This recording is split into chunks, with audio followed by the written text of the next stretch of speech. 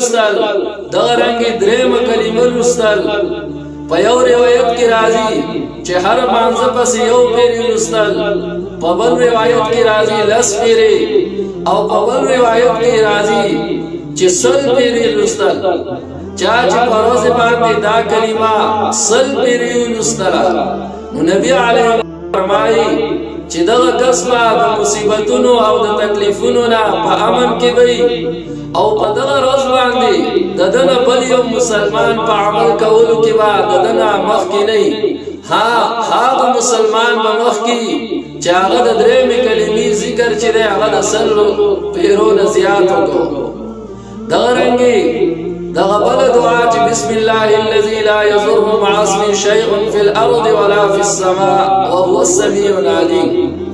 دا دعا چې څوک سار درې پیرې ولولي او درې پیرې ماښام